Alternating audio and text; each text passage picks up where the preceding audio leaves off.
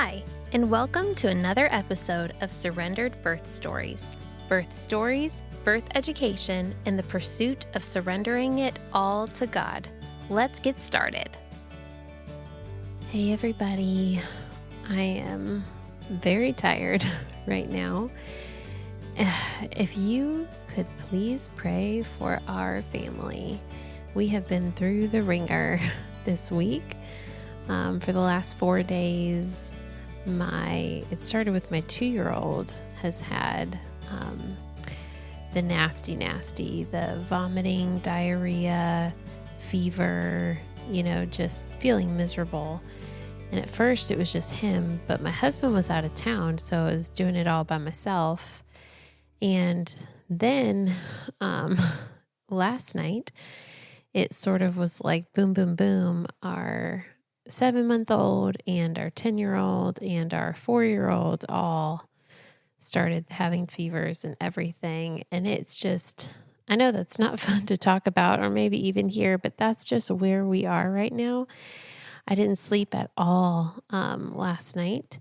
My baby will not sleep right now unless I am holding him and like rocking him and shushing him and patting him. And it's just been a whirlwind. And then my husband came back last night, but then had to get up super early and go to church all day today.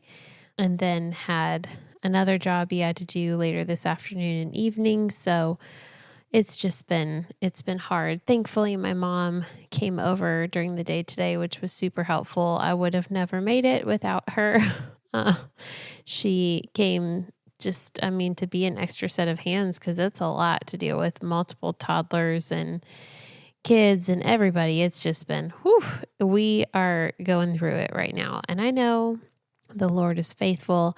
He will see us through this. And earlier today, I was just walking outside, holding the baby, just praying and singing worship music to him and just speaking the name of Jesus over this whole situation. Because I'm sure in 5 years, we'll look back and say, oh, remember that time when everybody was sick and throwing up and having diarrhea and it was lasting for days and days and days and Dada wasn't home. And, it'll be this memory to look back on. But right now, while we're in the thick of it, it's been pretty intense. My husband actually has our baby right now so that I can record this intro, but I can hear him crying in the background. So I'm going to go ahead and stop us there and just say, please pray for our family. We also have a really big week coming up and lots going on this week. So if you could just send some prayers our way, we would really, really appreciate it. Okay, let's get into this week's episode. Navigating your first year of marriage can be challenging, but it's even more challenging while also navigating your first pregnancy, along with a number of family tragedies along the way. Then finding out you're expecting another not long after you've delivered your first is also filled with its own challenges. Listen today as you hear how Carlie found a way through it all and was able to enjoy both of her birthing experiences and is now loving being a mother of 2 under 2. Welcome to another episode of Surrendered Birth Stories. I am your host, Kayla Heater, and today I have Carlie with me. You can go ahead and introduce yourself. Tell us a little bit about who you are and your family. I'm Carlie. I'm 28. I've been married for almost 3 years. I have 2 little girls that are under 2. One will be 19 months and then the other will be 6 months. And I used to work in labor and delivery as a surgical tech and then decided to home birth. Oh, so we'll get into all of that today. 2 under 2, how are you doing? I'm doing good. They're a lot to keep up with, but they're fun. They're entertaining. And they never stop. Mm-hmm. But no, it's fun. It's fun watching my oldest be a big sister because I was terrified that she was not going to like her little sister. So the fact that she does really helped. Oh, well, good. Okay, so let's just jump right in. So How did your first pregnancy come about? So my first pregnancy, I was married for 2 weeks, and then I found out I was pregnant. We were not trying to have tiny humans, but we were not exactly preventing. Oh, well, if you're not preventing, then yeah, you're trying. I've learned that. But like, yeah, was this like honeymoon baby? I guess you could say that. We didn't take a honeymoon, but I mean, Well, okay, so right after you got it married, literally though, yeah. right Had after. to be if it was 2 weeks later. Yeah. Yeah. So I had we got married. I had my cycle the day after we got married, and then right after that was pregnant the next month. I remember I was in my bathroom. My cycle was a week late. I went to Dollar Tree and had gotten a test because my friend had been like, "You need to pee on a stick. You need to pee on a stick." And I'm like, "Leave me alone. I'm not pregnant. Go away. This is fine. It's just being weird. It'll be back." Had said the same thing to my husband, we're here. Maybe I should grab one. And he's like, "Nah, it's just being weird. It's fine." So anyway, I was at home, middle of the day. I peed on a stick, and literally as soon as I did, I saw that first line starting to form. And I called my friend, and I was like, "Dude, I think I'm crazy, but I swear I see 2 lines." And she FaceTimed me, and I showed her, and she said, "Oh no, congratulations, you're pregnant." And I lost it. I sobbed. Was definitely in shock and had no idea what I was doing, what we were doing. Obviously, that wore off a little. I made a cute little sign with the test, and my husband came home. He went to the bathroom. He came out, and I was like, "Did you see our new little sign?" And he looked at it, and he was like, "How do you know?" Did he see the test? Yeah, he saw it. I said, "Well, I mean, that looks pretty positive to me." He was like, "But how do you know?" He was in shock. It took him a little while to mentally process that, and he was pretty much super quiet. We did not acknowledge that for a hot minute. But we all we had conversations about what birth would look like when we had kids or things like that, and had always agreed that we were going to go the home birth route. Okay, so that was even before you got married, you agreed you were going to do home birth. We had agreed on that. Just because of my background being in labor and delivery, I was like, I'm absolutely not doing it.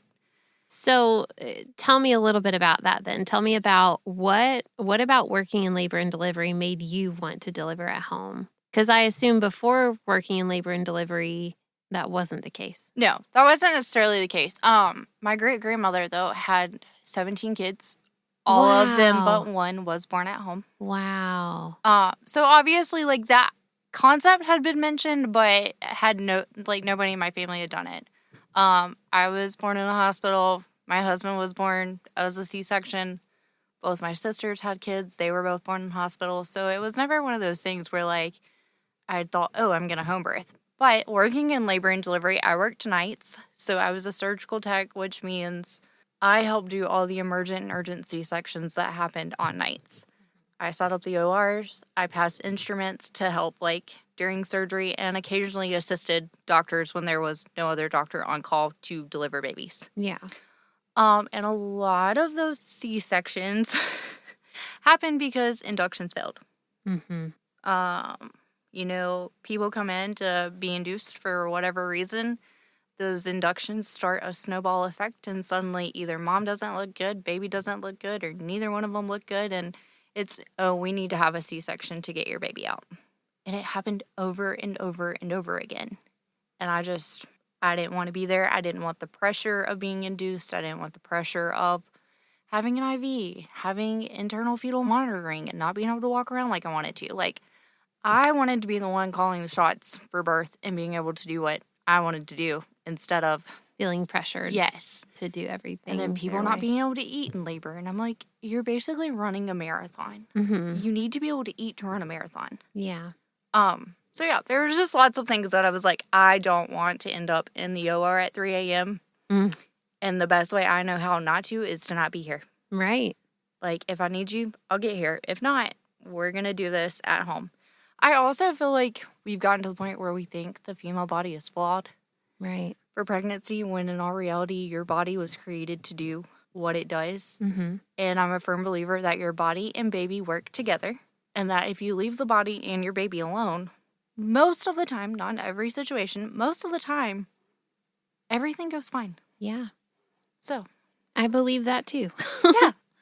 you were not created flawed. Right. So, that God's design is perfect. yes. And the medical system has just they've stopped teaching people how to deliver breech. If Right. you have a breech presentation, it's automatically like emergency C-section or a planned C-section or a version that could turn into a C-section. Yeah. Instead of teaching providers how to deliver vaginally breeched and just going with what's naturally happening. Right. Like, breech is a variation of normal, and somehow people get major abdominal surgery Just for it. because, right. Yeah. And it also never sat well with me that, like, you get more physical therapy for a knee replacement than you do for having major abdominal surgery. Oh, yeah. We have started I had a C-section, which... Right. Like, it's a real normalized. simple thing. Yeah, when it's not. Like, you're literally cutting through every single layer your body has, separating the muscles by like two humans putting their hands in you and pulling in opposite directions to open your muscles, cutting your uterus, cutting the amniotic sac, pulling your baby out, cutting their cord, pulling the placenta out, and then suturing it all back up. Mm-hmm. And sometimes having to push your organs around too, right? Yeah. Yeah. And then they send you home and they're like, oh, enjoy your new baby. Don't lift anything over 10 pounds and we'll see you in 6 weeks. It's crazy. I mean, C-sections really are like so ridiculously common, like 1 in 3 now, but they're definitely not normal. It's not normal for that to happen. It's not the original design. It is a big deal to have a C-section. It just is simplified in our culture like it's not. It's very, very simplified. Okay, so let's jump back to you and your husband have decided you're having a home birth after the shock of this surprise pregnancy wears off. Oh, yeah. So because I had worked in labor and delivery, I had already like put my foot down, like, I'm not having a baby in a hospital if I can like have anything to say about it. So we were both on board with that. I found out I was pregnant with Bo fairly early. I want to say my first ultrasound dated like 6 or 7 weeks, and I had found out prior to that. So I was like 4 or 5 weeks when I found out. Yeah. I immediately started calling everybody I knew about home births. I joined the Facebook group. I reached out to a few who like didn't have availability, and they would give me another midwife's number, and I would call them, and people were already booked up for August. So And when were you due? August. Oh, okay. I was due in August. So I found a midwife, and then I also found someone who would do an ultrasound just to confirm that it was a uterine pregnancy and not tubal or anything like that. Because my mom had ectopics, and nobody tells you that the signs of like your first trimester resemble like period symptoms or ovulation pain. So like I'm cramping and all this other stuff, and I'm like, am I losing it or what's going on? Yeah. So those were the first thing I did was found a midwife and then automatically found somebody to do an ultrasound to confirm that it was viable. Great. Yes. And so everything was smoothly there. Yes. And then what did your rest of your pregnancy look like? The rest of my pregnancy was good. Well, I say good. I tend to get sick until like 20 or 25 weeks. Girl, I'm right there with you. Multiple times a day. With my first, I craved anything like lemon scented or flavored. So I like bought lemon toilet bowl cleaner. So that you could smell it while you're throwing up. I was having to throw up. That's what I smelled.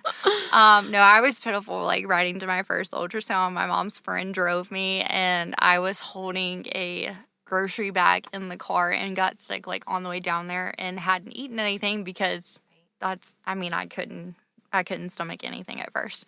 It got to the point where my husband looked at me one night and he said, "You throw up really well." You're a professional. Right. So I got sick a whole lot. But other than that, my pregnancy was super smooth.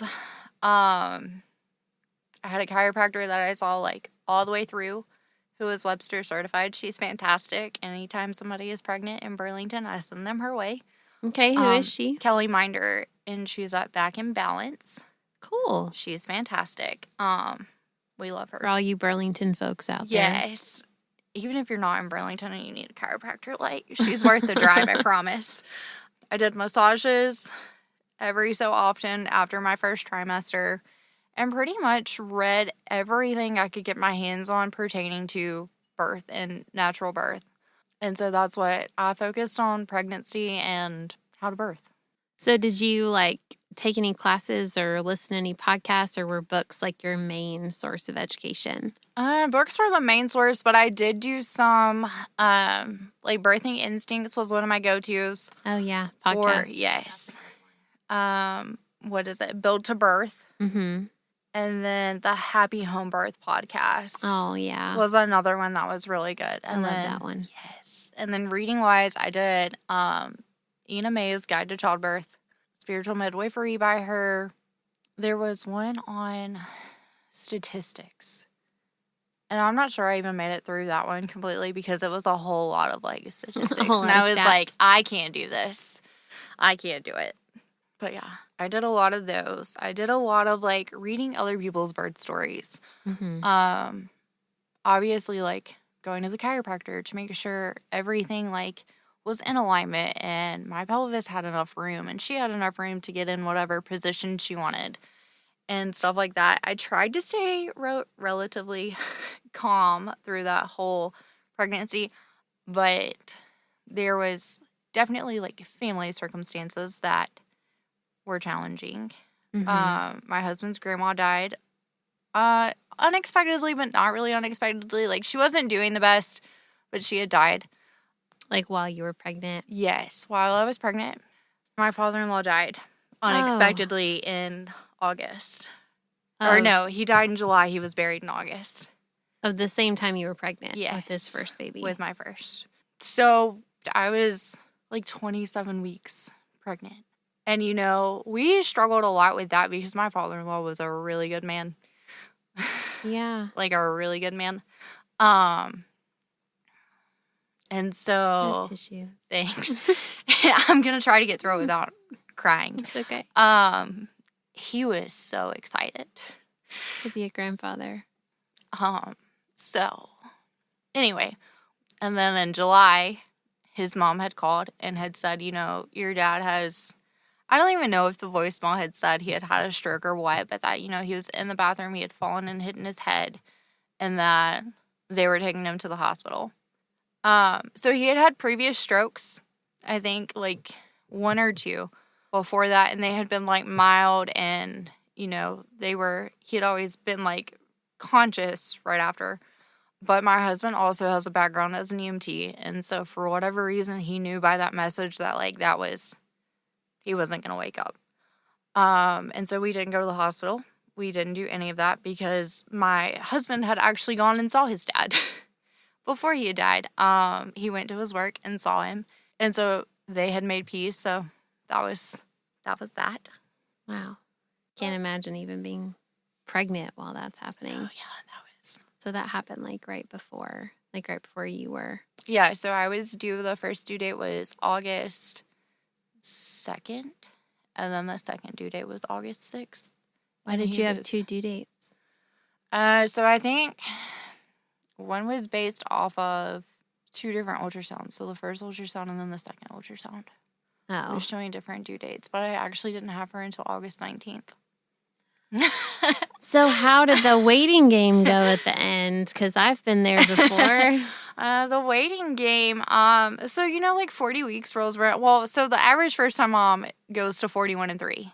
That's like 11 days after your expected due date. So I had it in my mind, like 41 and 3 was like, I was probably going to go that long. I was first-time mom, whatever. Yeah. So, you know, 41 and 3 came and it left. And I was like, all right, 42 weeks rolled around and I was like, okay, what are we doing? Yeah. Are you having any signs? I was in prodromal labor for like the first week or the last week. Like, I would just contract on and off, but they never changed. They weren't painful. Like, they never got closer together. Nope. They pretty much like, they hung around for a little while and then they'd go away. And they'd come back and they'd go away. Yeah. So on August 18th, I had talked to my midwife and I was like, all right, so what's our plan? Because, you know, CNMs hit that 41-week mark and they're like, all right, let's do something. We got to have a baby, otherwise I got to transfer you. Like, yeah, at 42. Yeah, we've got to do it. So I was past that point. And I wasn't with a CNM, I was with a CPM. And, you know, she never said like, oh, we need to schedule your induction or I can't take care of you anymore or anything like that. Okay. I ended up taking the midwife's brew. Ah, yes. Yes. The midwife's brew. And how far along were you when you took it? 42 and 4. And you hadn't had any sort of symptoms? Had you lost your plug? Wow. Okay. Nope. So had you wanted her to check dilation before you did that? I had said something about it, and she was like, there's no point. It's not going to give us any indication about labor. Well, that's true. Yeah. I had a friend who was a midwife at ARMC who came the day before to my house. She was like, I'm on vacation, so I'm not working. Do you want me to come check you and strip your membranes? So that's what she did. She came to my house. So that I was at 42 and 1. So it was late in the game. Yes. Okay. So she did that. But nothing came from that. No. And so a few days later, you took the next day. I ended up doing the midwife's brew. I had stayed at my mom's house because my husband was working. He was working somewhere that wasn't like super close to home. My mom was like, I don't want you to be alone. So I'd been at her house. I had gotten up at like 8 o'clock that morning, took that concoction, told my midwife that I had taken it, whatever. Spent the majority of the day going to the bathroom. And I was still contracting, but like I had been contracting. I'd went to sleep with contractions, was doing like clear sage oil on my stomach, all the things to try to get this baby to like, come on. Yeah. So I took that, went to the bathroom literally all day long. At lunchtime, she had said something about me taking it again, and I was like, no. I have hardly eaten anything. I've been going to the bathroom. I'm not trying to get dehydrated. Yeah. Because that's not going to be helpful. And so pretty much all day I was like walking around the yard, doing the stairs. Now, did you take the brew because you wanted to or because she said like it's time? I didn't mind taking it because I'm like, is my body going to do this? Or like, are we ever going to have a baby? Is there actually a baby in there? Like, what's going on? Just because at that point I'm like, okay, we need to do something because you're not going to hang out in there forever. And I was like, I don't know if my body is just like, what's stalling it? Yes. Had you been doing the miles circuit? I had been doing the miles circuit and all the things. So, and they had started to like get closer together, but you know, my midwife was like, if something drastic happens, let me know. Water breaks, they suddenly change. They get more intense. Like, you know, when something dramatic happens, let me know. Like when you know there's a shift. Yeah. So, I was, that whole afternoon, I was walking laps around the backyard. At one point, I was sitting on the back deck in labor, and my sister called me, and she was like, you're not going to have a baby today. Like, it's not going to happen. If you're still talking to me, you're not going to have a baby. I'm like, all right, whatever. My stepmom had called me and was like, Carlie, if your contractions are like that, shouldn't you call your midwife? Because, I mean, they were pretty close together. I want to say they were, like, between 5 and 3 minutes. Like, they were close, but they were not, they were fine. But you were handling them Yes. I called my best friend who lived in Jacksonville at the time, told her what was going on. She was like, I'm on my way. Oh, was she planning to be there? She was, this was a spur of the moment planning to be there. Her mom was coming. She knew her mom was coming because her mom was there when I was born. She took me to my first ultrasound. And so she was like, all right, I'm coming. Wait, so you're really close with her mom? Yes. So was your mom going to be there too? Yeah. Okay, wait. My mom and her mom are best friends. friends. Who all was going to be at this birth? Okay, so my husband was there. My mom was there because we were having her at my mom's house. Oh, okay. My mom and stepdad's because the house was bigger. They had multiple bathrooms. Like, our house is teeny tiny. 2 bedrooms, 1 bath. And so they were going to be there. And then Patricia was supposed to be there, but once my water broke, I forgot to call her. Oh. And then Sharon came and Anna drove from Jacksonville to be there. So she pulled. Who's Sharon? Sharon is my mom's best friend, who is Anna's mom. Okay, gotcha. Okay. So and then the midwife and her sister. Yes. Okay. Yes. All right. So you're contracting on your back porch. Yes. 3 to 5 minutes apart. Talking on the phone. Not too intense. Nope. And then what happens? I called my friend and told her. So she was like, all right, I'm headed that way. And so like 9:30, I had texted my midwife and she was like, you know, why don't you try to take a nap? If something happens, we'll know. So I laid down on my mom's couch in sideline position. Mm-hmm. She's out in the recliner. We turned on Princess Diaries. And at like 9:30, my water broke. And I didn't feel my water break. I heard it. Like I heard a pop. I got up, I went to the bathroom, and as I was, like, sitting down on the toilet, the rest of it broke.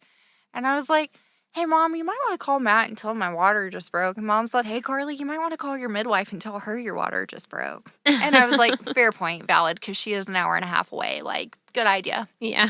So I text her and I'm like, hey, my water broke. And she's like, all right, is it clear? Does it have a smell? You know, All the things. all the things. And I'm like, nope, it's clear. No smell. It's fine. She's like, all right, well, I'll start like Heading your way. heading your way.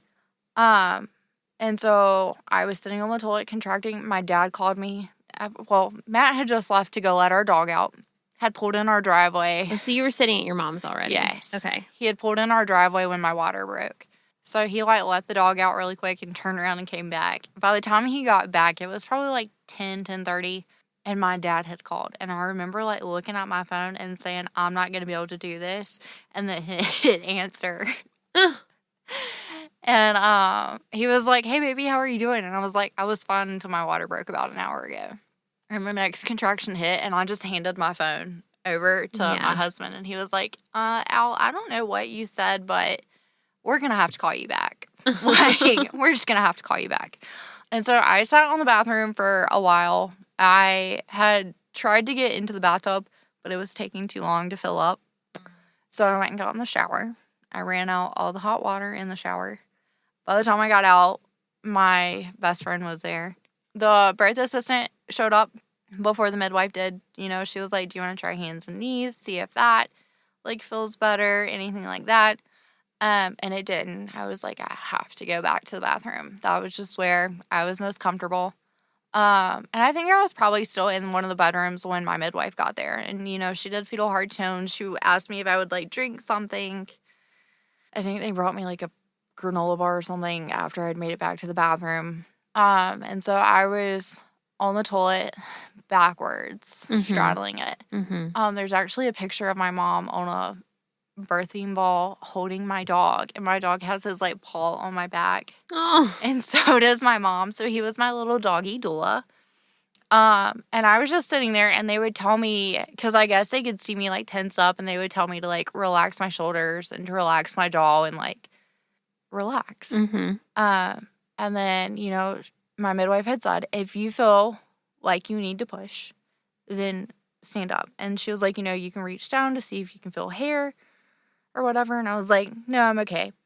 Well, a few minutes later, I reached down and I felt her hair. And I was like, okay. I didn't say anything. My mom. Were you not feeling all the pressure? I was, but I have them on video if you ever want to see them. Yeah. I am very like. Were you just very quiet? I'm very quiet. I may breathe and like grunt a little, but like I'm not a talker normally in labor. So Beau's labor was from water breaking to her being out was only 3 hours. Wow. Yeah. Yeah. So like my water broke at 9:30. She was born at like 12:48. Wow. Yeah. So I was sitting on the toilet. My mom saw my feet shift. I didn't say anything. She saw my feet, me plant my feet, and I stood up and she rolled back. And my midwife looked down and she said, you know, she's got a nuchal hand. It's the sweetest thing, but on your next contraction, but you it's need gonna to hurt. push. Yeah. And so the next one, you know, I pushed. She said, reach down and grab your baby. And I reached down, grabbed her, and then sat back down on the toilet. Wow. So you caught your baby. I did. Aww. I caught the first one. And so that was, you know. And what was her name? Boston Olivia. Boston Olivia, yes. But you call her Beau. Yes, we call her Beau. That's cute. Thank you. Thank you. So yeah, Beau she did give me somewhere between a second and a third degree tear with that lovely little hand of hers. I was going to say a nuchal hand. That'll do it to you. Yes. I still give her a hard time about that hand. But, you know, at 17 weeks, we have her on ultrasound draping her cord around her arm like it's a purse. Oh. So I should have known she was going to have a thing for that cord. And the child still has the thing for purses. Like, you have a bag and it's going on her arm. But, yeah, so she came out. She was perfect. I sat there. It wasn't long, and my placenta was, like...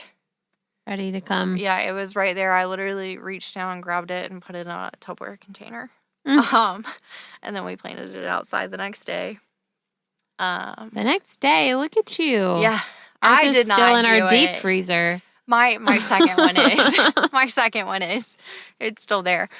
But yeah, so like, I mean, we got that done. They got me back to the bed. They checked me out. They got her latched. I think by the time it was all like said and done, they didn't leave until like 4 a.m. Mm-hmm. So Sounds about right. And then, I had a baby. You had We a had baby. Less than a year into marriage. Yes. After a few very significant deaths in the family and moving, Yes. You had a baby. That's a lot of things to happen in 1 year. It was a lot. So, how did postpartum go? Postpartum was rough. I spent so much time preparing for pregnancy that I forgot all about postpartum because nobody talks about postpartum. You hear about PPD, you hear about PPA in the first 6 weeks, but then it kind of people they don't talk about it. And so postpartum was rough. My mom went back to work at 3 days. My husband went back to work at 3 days. We were still at my parents' house because our bed was too high for me to get into, especially with the tear. I thought I was breastfeeding, but turns out was not actually breastfeeding like I thought I was. So I've got IGT, which is insufficient glandular tissue. So my body just does not have the glands to produce the amount of milk to sustain a baby. And I had no idea. Had never heard about it, nothing. The first I'd heard about it was when the birth assistant had looked at me postpartum and was like, I feel like you may have IGT, but I don't know. And it won't be that you won't produce milk. You just won't produce enough. Mm-hmm. So I'm like, all right, what do I do? I'd started taking ordering all the herbs I could think of to take, pumping, doing whatever I thought we could do to do it. But it wasn't working. Yeah. So postpartum was rough with her. Well, you're probably exhausted. Yes. You didn't really have support at home anymore. Right. You weren't able to breastfeed successfully, so your baby's really hungry and crying. Yes. And you had several traumatic things happen during your pregnancy. Right. And now all your hormones are trying to exit your body and you're trying to heal from a 3rd-degree tear. That is a lot to deal with. Yeah, it was. It was a lot. But so fast forward 2 weeks, I took her to the pediatrician and they were like, oh, she's starving. We tried several goat milk formulas and she was just constantly constipated. So I learned about donor milk and found friends that donated, and she was on donor milk until she was 6 months old. And then her body broke out in this awful eczema rash everywhere. Tried topical steroid oil twice. It wouldn't touch it. So I ended up putting her on raw goat milk. And it went away? Within a week. Wow. And now my child will not touch breast milk. No. I gave her some of her sisters the other day, and she looked at the bottle, made a face, and sat it down, and then came back a few minutes later, tried it again, and looked at it and handed it to me. I don't know what this is, but it's not mine. So what did you figure out what was in the breast milk that was making her so irritated? My best guess was it was a dairy allergy. Mm-hmm, a milk, like cow's milk. Yeah, but because of having donor milk, I wasn't gonna go to these women and be like, "Hey, can you try cutting this out of your diet, right, so I can see what it does?" Yeah. At that point, I was like, the way she's presenting is eczema. Eczema is usually a gut allergy, so let's work on the gut. So I did probiotics, raw goat milk, and a multivitamin. And it healed it? Yep. And her pediatrician was like, I'm totally fine with what you're doing. So is she dairy-free now? No. Now she loves yogurt. She can have dairy. The only time she ever gets a little breakout of it is if she has been sick. So she doesn't have the eczema from dairy any longer? Mm-mm. Well, that's But she is still drinking goat milk. Oh, okay. Is she still on the probiotic? No. Wow. So it was just an initial healing thing. Yeah. She can eat regular cheese, regular yogurt. Now, obviously, she's not dairy crazy, but... Yeah. And we still do raw milk most of the time, when we can get it. But because of the season of the year right now, it's not. They're just now starting to have extra goat milk from having all the babies. Goat milk's not cheap. No, it's not. I want to say it's $20 a gallon. Yeah. And I was driving at one point all the way to, it was past Winston. So, it was an hour and a half from our house to get it. And I was buying it 2 gallons at a time. Wow. But even store-bought goat milk, they only sell it in quarts. And at Publix, it's like $7 a quart. Mm. At Walmart, it's like $4 a quart. But it's still, I mean, it's a lot. And she drinks a lot of milk. So. Wow.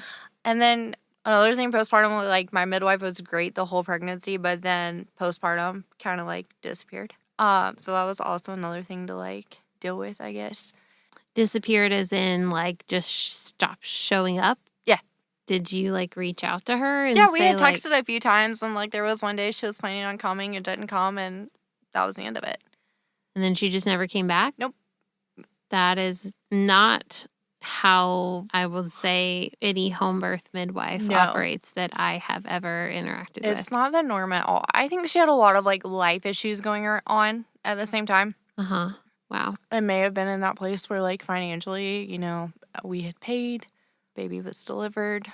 And I just want to say for people out there, that's very uncommon. Yes. Usually with a home birth midwife, your postpartum is a lot more extensive and thorough and detailed, and with your midwife, it's much more than you would get at your birth center or hospital for sure. And that was my experience with my second midwife. We did a different one for my second pregnancy. And she was very, very, very attentive. Especially with like my previous history from your second midwife. Yes. From like the last birth and everything. She was there like 24 hours postpartum. I want to say 3 days for some reason. Mm-hmm. I know she came back at 2 weeks, but we also had scheduled a 4-week if I needed it. Mm-hmm. And then 6 weeks. Yeah, so you saw her like 4 or 5 times after. Yes, not and just then the once. She was always there through like text or phone. And then they also check on baby when they check on you, which is nice. Yeah, because you get that like extra support for baby. But yeah, she was the best. So when did you get pregnant with your second? How old was your first? I got pregnant 4 months postpartum. Wow. Yes. So I had my first postpartum cycle in November. Was supposed to start on Christmas. Didn't. I took a test 7 days after my missed period. That was negative. Waited another week and took another one, and it was positive. Because, well, your cycles after postpartum, like after having a baby, are not regular. No. And not like predictable. So it would be hard to know when exactly you got pregnant and when exactly that test would show up positive. So... but positive it was. Positive it was. And I had been testing. So I'm guessing that one wasn't planned either. No, I was like, what is with like, I had texted a midwife friend and I was like, hey, let's talk about like spotty postpartum periods. What's the deal with that? And, obviously the first question is, are you breastfeeding? And I'm like, nope, I stopped at like 6 weeks or whatever it was. Mm-hmm. And then told her when my other one was. And she was like, oh, it's probably just like postpartum hormones. I wouldn't be worried. Well, then the next week when it still hadn't showed up, I peed on another test because, I had just done one and it was negative. Mm-hmm. Peed on another one and it said positive. And I had taken an ovulation test, like, with it. And the ovulation test was super bright. And I was like, oh, I'm just ovulating. So my period will be soon. Well, then I looked at the pregnancy test and it had 2 lines. And I said, no. No, I peed on another one. And the same thing happened. And I was like, no. So I went into the bedroom and I made my husband get up. And I pointed to the bathroom and I was crying. And he's like, is there an animal dying in the backyard? Like, what? What is happening? And so he walks in there and he looks at it and he goes, okay. I was like, how are you so calm about this? He's like, well, there's not really anything else to be. But so I was nervous about announcing the second one. Just because, like, the first had been hard. The transition into motherhood had been hard.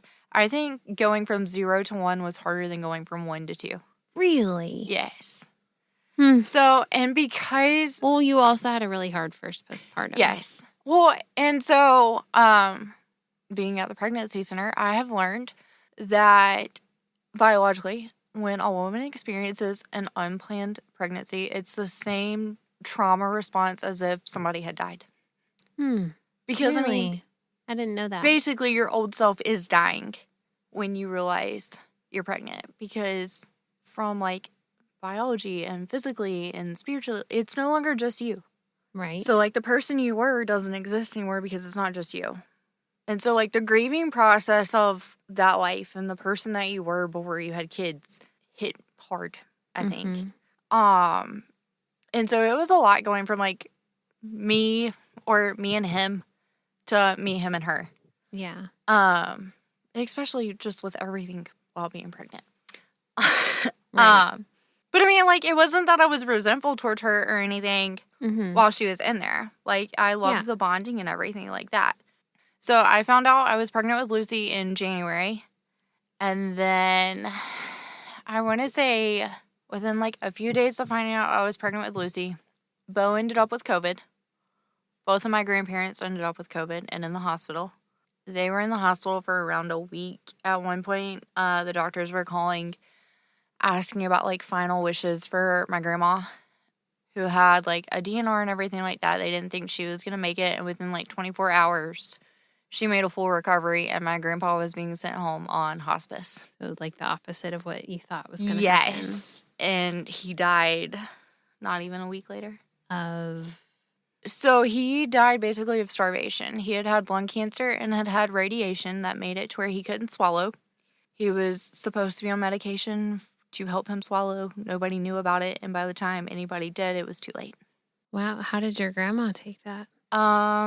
My grandma still, depending on the day, doesn't, like, remember that he's dead because she does have dementia. Oh, wow. Yeah. So, like, sometimes she'll ask, did Raymond die? And then we're like, yeah, he's been gone for a little over a year now. Oh. Yeah. And so more traumatic things happening while you're pregnant. Yes. Well, in December, when I got pregnant or found out I was pregnant, our dog had died.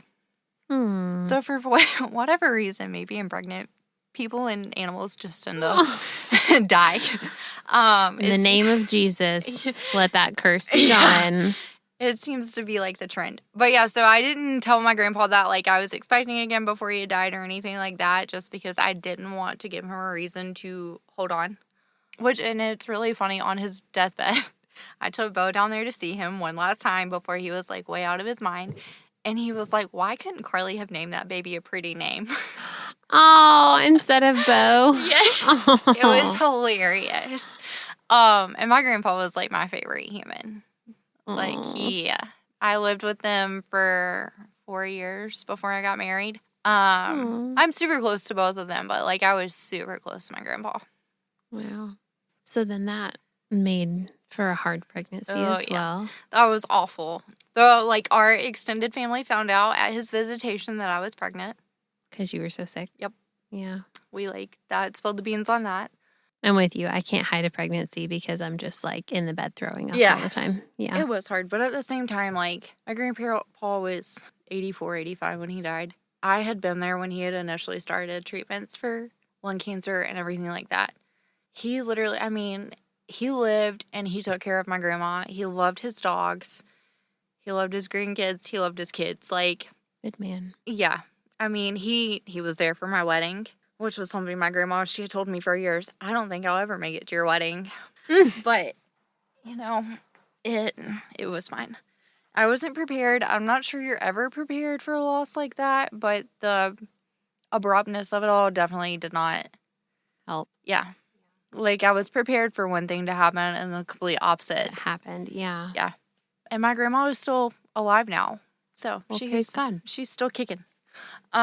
Anyway, so I found out I was pregnant in January, knew we were going to home birth again, but we were not going with the same midwife. So I reached out to, Patricia, obviously, and was like, who do you recommend? And she gave me her list of people, and the midwife I wanted actually had availability. I had sat down with another CNM, and we had talked, but I wasn't sure we were going to, like, click well together. Especially since I went to 42 and 3 with Bo. I knew I would deliver a baby, but I wasn't going to a hospital at a 42-week cutoff. Right. They don't have a whole lot of bend on that. Right. So after that, I was like, I appreciate talking to you and everything like that, but I think we're going to go a different way. Yeah. So we found our midwife, went and did our ultrasounds, again, like we did previously. That pregnancy was also fantastic. Other than the throwing up. Yes, other than the throwing up, which, you know, honestly, the best thing about, like, the best advice I have about throwing up is pregnancy is sometimes you're just going to have to surrender. Mm-hmm. Like, you're going to have to deal with the fact that you're going to throw up and just throw up, relax and do it, and then go on about your day. I need to put that on an audio clip because this pregnancy, you're now taking care of a baby while you're pregnant with a baby. Yes. And there was a lot of guilt with that. I felt extremely guilty about being pregnant again. Why? Because I felt bad. I was like, Bo is never going to know life as an only child, and there was so much I wanted to do with her, with just her. And now I'm running out of time to doing that. And I don't want her to feel like I'm replacing her or I love her any less. Oh, no. Oh, I had so much guilt. But you're giving her the gift of a sister. Yes, that's what people have told me. That's what they told me. And it's fine now. But I literally... And she's going to be so much better off to have a sister and to have that relationship. Well, I spent that first year literally doing everything I possibly could. Like, she had her first beach trip. We went to the Children's Museum. Like, if there was anything, we went to the mountains for the first time, like, by herself. I was trying to shove in as much as I could in that 1 year. I actually wrote her an apology letter for her first birthday. Oh, no. She'll probably never get it, but... But it made you feel better to write it? Yeah. Yeah. So then... You're getting to the end of the pregnancy. You have a CPM, so you're not worried about going over 42 weeks. So how far along are you when labor starts? So with Lucy, I feel like I was the kid that cried wolf with Lucy. At like 25 weeks, I actually went to UNC thinking I was having preterm because I was having to go to the bathroom like every 15 minutes. And it was like I would cramp up and would have to go to the bathroom. So it was like the only other time I've ever done this was in labor. The only other time I felt like this was in labor. I was not in preterm. They couldn't find anything wrong with me at UNC, which was fantastic. But we went and got checked out. I had a doula for that pregnancy, which was not intended. She actually was doing her doula certification and needed a birth to attend to get it. And I had saw her like mention on Facebook, and I was like, look, I'm having home births. But if you would like to come and be the doula, you are more than welcome if you want the experience. Yeah. And so, you know, we had our prenatals, and she was like, well, do you want me to do this in labor? Or do you want me to do that in labor? And I'm like, look, home birth labors are a lot more relaxed than hospital labors. Like, you're not going to have to step in and remind me that I don't want an epidural because it's not an option. Right. But you might want her to give you some good counter pressure. Yes, that would have been lovely. Yeah. It would have been lovely. Wait, would have been? Did that not happen? It would have been. Okay. So, you know, the doula was fantastic. The midwife was fantastic. Anytime I, like, thought I was in labor, we'd check it out. At one point, the doula came and stayed the night with me and my mom because we thought I might be in labor, but it went away. So at 41 and 4, I woke up at 6 o'clock in the morning and had to go to the bathroom. Went in there, nothing happened, went and got back in bed. And I was just, like, cramping a little bit. But it was only like 10 or 15 seconds. Tried to go back to sleep, and I woke up again and had to go to the bathroom. Nothing happened. So I texted my mom, and I was like, are you up? And I was like, I'm kind of hurting. Like, something's off. And she was like, okay, I'll get ready and come over. So at 7 o'clock, my mom got there. I had started my little, like, contraction app. So whenever I was feeling whatever I was feeling, I would tap, and it would start the timer, and then it would stop it. It didn't feel like a contraction? No, just like cramping right in the front, and it was only 10 to 15 seconds. When you say cramping, do you mean like menstrual cramping? Yes. Okay. Very mild, like you know it's there, but I was only feeling 10 to 15 seconds of it. Just short. Yep. Okay. And so as I'm timing these, my app like pops up and it says you should call your provider. And I had already texted my midwife and I told her what was going on. She was like, all right, well, keep me posted. You know, we'll start getting ready and making our way there. But if something changes, let me know. And this midwife, my first midwife was an hour and a half away from me. This time she was only like 38 minutes from my driveway to hers. So 7 o'clock, my mom gets there. We call her best friend who was at my first birth. And Sharon was like, do I have time to take a shower? And Mom's like, I don't know. She said, I'm not going to take a shower. I'm just going to come on. Because I tend to do this thing when I'm in labor where I like start swaying my hips unintentionally. And that's just what I do. I like am bouncing around on the balls of my feet and swaying my hips. Well, that's good. And that's what I do. We went outside and we called my dad. And he was going to mow a yard with my stepmom. And my mom made the comment, well, if you guys get done and we don't have a baby, y'all should come and hang out. And I'm like, I look at my watch and I'm like, Cindy, I'm trying to have this done by like 10. Like, not tonight, by And like it's 10. What time is it? It's like 7. 7. And you think this is it? Yeah, I think it'll be that date, but I'm not exactly sure. I don't know. But the last one came so fast, too. So Matt finally gets up, and I had planned to have a pool like this time. Mm-hmm. And so we bought like a blow-up bathtub off Amazon, had it blown up, and it was, Beau had a bunk bed at the time, so it was like on the top bunk in her room, and Matt was like, do you want me to get that pool down and start filling it up? And I'm like, no, don't wake her up. Just fill up the regular bathtub. So he's doing that while we're outside on the phone with my dad. We get off the phone with him. We come inside, and I'm like, all right, I'm going to get in the bathtub. Beau wakes up, and she comes in there, and she's like, hey. And splashing her hands in the water, just hanging out. Still texting the midwife. And at this point, there's, like, I can feel more than 10 to 15 seconds now. And, like, I can feel them coming. And I remember texting my midwife, and I was like, this is what's happening. This is how, like, quick they're coming. And again, I want to say they were probably like 2 to 3 minutes apart. I don't really remember. But she's like, all right, we're going to make our way that way. I'll see you in like 38 minutes. And I'm like, great, sounds good. My next contraction hits, and I'm like, I have to go to the bathroom. My mom is standing there trying to unlock my phone with my face. Beau is still standing there, and I'm like, move. I have to go to the bathroom. So my mom picks up Beau, walks out of the bathroom. I sit on the toilet. Nothing happens. The next contraction hits. I stand up and cross my legs, and my water breaks. And I had texted my midwife, and I told her, if my water breaks, it's not going to be good. Like, there's going to be a baby. Yeah. It's not, because when my water breaks, they get super intense after. Well, yeah, your cushion's gone. Yes. So I stood up and my water broke, and I was like, okay.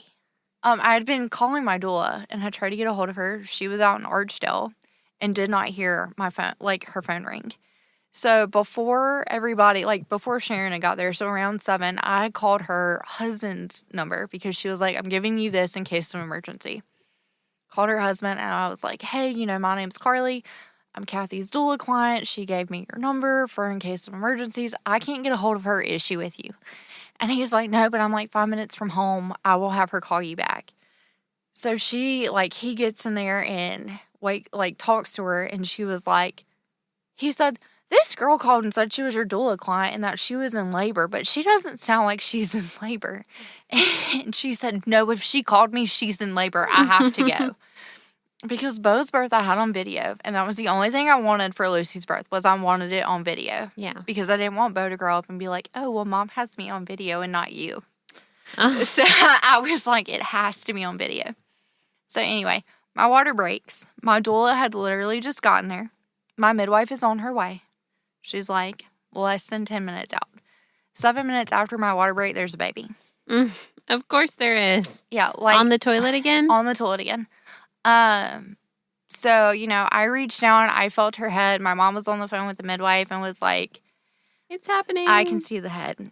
And I felt down. I thought I felt a cord. So I was like, you need to get the cord out from around her neck. Mm-hmm. My mom was like, I don't see a cord. And I was like, feel, mom. And so if I hadn't told her that, Lucy would have hit the floor because she is like feeling to see if she feels a cord, the rest of her body comes out. So your mom caught her? Yes. Aww. She came out too fast for me to grab. To catch her? Yeah. Was Matt there? He was there. He was in the process of taking his sweatshirt off to come in there to see if there was a cord if my mom didn't. And my doula made it there in time to video.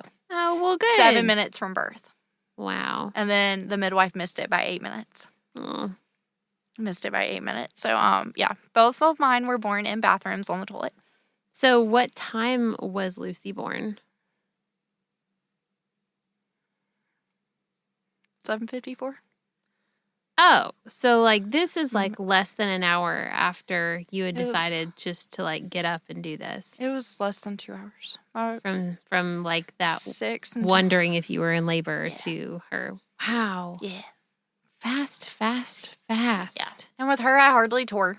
I don't even think it was considered a first degree. We already knew about the breastfeeding thing. Usually you make 33% more in each pregnancy after that. Oh, really? Yeah, that supposedly you are supposed to make 33% more. That's how much the glandular tissue increases. Huh. For me, that wasn't really the case. I think the most I ever got was like 2 ounces out of one side, and that was waiting hours to pump. Yeah. So obviously, like, the capacity was there to hold more. It's just the generating more. Mm-hmm.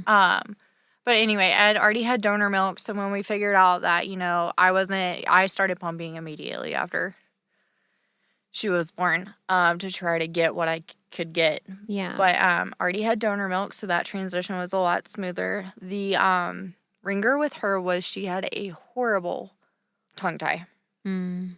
So she had a really tight anterior and posterior tongue tie. Mm-hmm. So her tongue would not go past her bottom gums.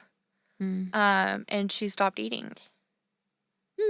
She would not take out of a cup, out of a syringe. She would latch to me, but obviously that wasn't doing her a whole lot of good. Yeah. So I ended up finding the MAM bottle was the only thing she would take. Mm-hmm. She went to the pediatrician sooner than Bo did because I didn't want the pediatric dentist to, like, have a reason not to see her. Because we didn't do vitamin K with either one of them. Mm-hmm. So with Lucy, I did end up getting the vitamin K drops because I wanted the pediatric dentist to do her surgery so that she would eat. They still made me wait. How long? I want to say it was 2 weeks. They still made me wait. Before they would do it? Before they would do it. Why? Because they were concerned that she was going to bleed, and because I didn't do the vitamin K shot. Because of the vitamin K. Okay. Yeah, even though I did the drops, they still would not. And we're like, if we do it and she won't stop bleeding, we're going to have to go to Brenner's, and that's a vitamin K bolus and all this other stuff. So I took her to a chiropractor, and I took her to a craniosacral therapist until we could get her in to do her lip and tongue tie. And did that help? It did help, but the tongue tie has grown back to an extent. Really? And they were afraid they were going to have to do hers in 2 separate parts. Her lip or her tongue tie was so bad. Because she had the very tip of her tongue connected down to the floor. But then back behind it was also a posterior tie that splayed out. Wow. So which part's grown back? I want to say the posterior because the tip of her tongue isn't attached anymore. So has she, like, started having issues feeding again, or is No, she okay? she will still take bottles fine. We just recently started. She's had avocado and applesauce. Oh. Because she's right at almost 6 months. And loves to watch us eat and is constantly trying to grab it. So I'm like, you know what? Here, just try it. You can try it. So, okay. So then how did Lucy's postpartum go other than the tongue tie situation? Lucy's postpartum was a whole lot better. My husband took off more time from work that time. He stayed home about a month this time. Wow. Yes. It may have not been. My mom and him were both around a lot more because we knew that the transition was going to be different. My mom actually stayed like the first week after Lucy was born because we had her at our house instead of my mom's house. And so she would stay the night, or she would take Bo with her to her house. Well, the transition really wasn't bad. Like I said, I thought the transition going from 1 to 2 would be a lot worse than it was. My sister-in-law came and hung out a whole lot that 2nd month into the 3rd month. She hung out a lot. She was there almost every day. That's amazing. So that I wasn't there by myself because I was absolutely terrified to be left alone with both of them. I was like, I'm not going to be able to do it. And helped me, like, make that transition. And, I mean, it's gone fine. I think everybody was like, oh, well, all the diapers and all the bottles. And I'm like, I'm already doing it one time. Doing it an extra time really isn't that big of a deal. No, I mean, obviously, trying to leave the house takes me longer. And I don't go a whole lot of places alone because... You have 2 that can't. Yeah, they're both they're just not mobile. so little. Yeah. Bo is very mobile, and that's part of her problem is because she wants to be down and into And walking everything. everywhere, and then you've got the little one. Yeah. Yeah. But, I mean, I say they play really well together, but Lucy doesn't do a whole lot. I mean, she's playing, and she's coming into her personality. She's looking at things and grabbing things. She's laughing, putting everything in her mouth. Yeah. Bo walks by and, like, randomly kisses her head and goes, sissy. Aww. So, I mean... Sweet. Nap time, they both climb on top of me on the couch and they go to sleep. Aww. That's what we do. That's sweet. Yes. And then Lucy and I co-sleep. For some reason, I'm terrified if I put them in their bassinet right beside me, I'm not going to hear them. Oh, and girl. I think it's her, like, hitting me or whatever. That wakes you up? Yeah. Or, like, the slightest movement. I don't know. I wish I could sleep deeper than I do, honestly. Indy, our youngest, is in and out of the bed with me throughout the night. It's like sometimes he's in the bed with me for a few hours, and then sometimes I'll put him, in the little co-sleeper next to our bed. And then other times, like he'll start there and I'll put him right back if I'm awake enough. And other times he just spends the whole night in the bed. Like it's all over the place. But I will tell you, even if he's in the co-sleeper, which is like, right beside of our bed, I hear every little noise he makes. And I will say, until our kids transition to their own rooms, which has been different times for each of our kids, but until they're in their own room, I am the lightest sleeper in the whole world. And I rarely get into any kind of deep type of sleep.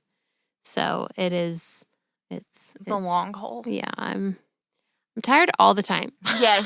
But it's fine. Yes. It's fine. Okay, so those were two pretty wild stories. Yes. Two very quick, unplanned, but special blessings from the Lord. Yes.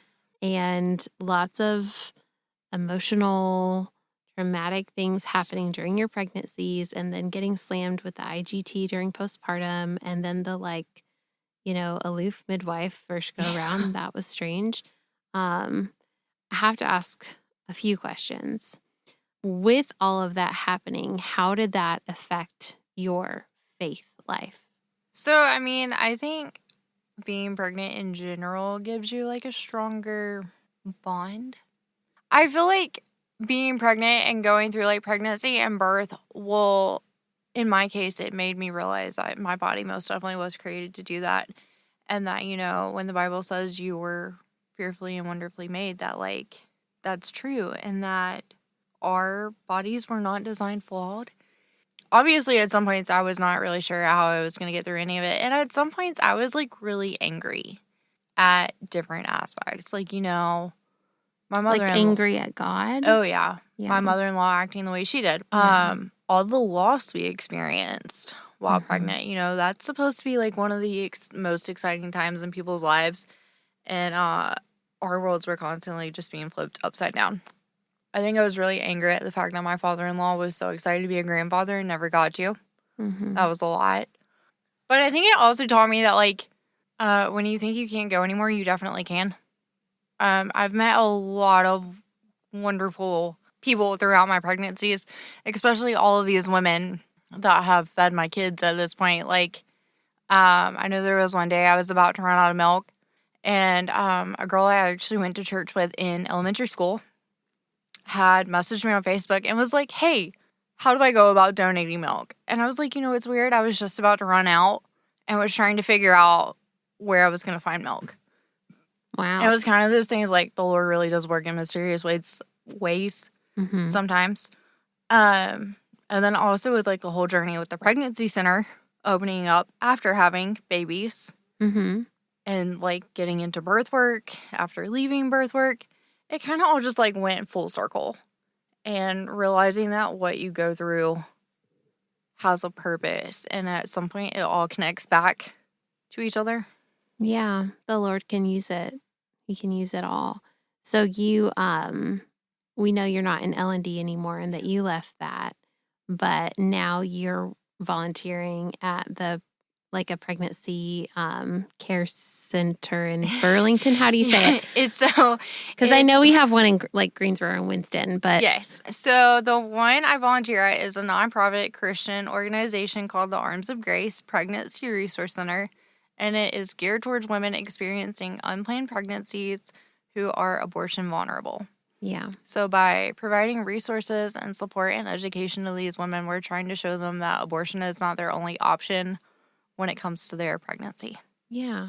And so, we do anything from like, we're non-medical, so we can help them do a self-administered pregnancy test. We can get them their first ultrasound for free so that they can actually like see baby and see that, like, that's your baby. Yeah.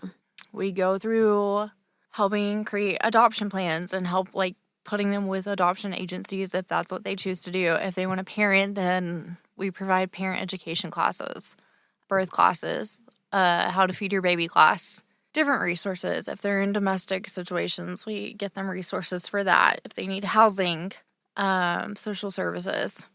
And then we support women up to 2 years. Postpartum. Yes, we have, like, physical items for up to 2 years.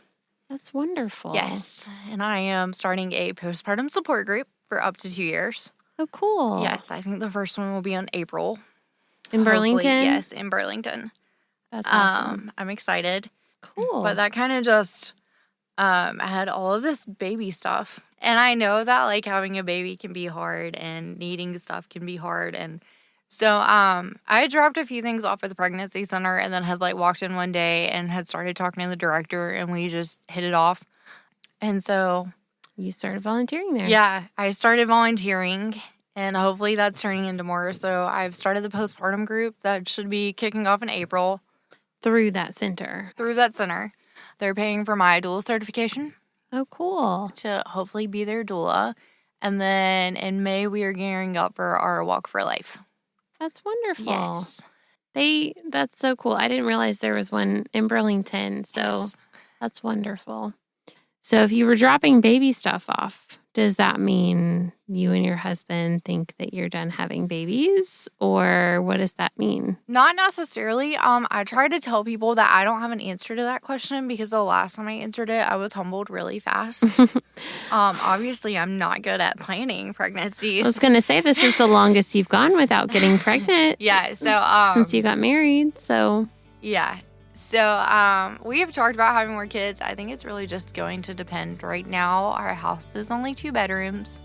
It's like 800 square feet, and that's like a tight fit for the 4 of us.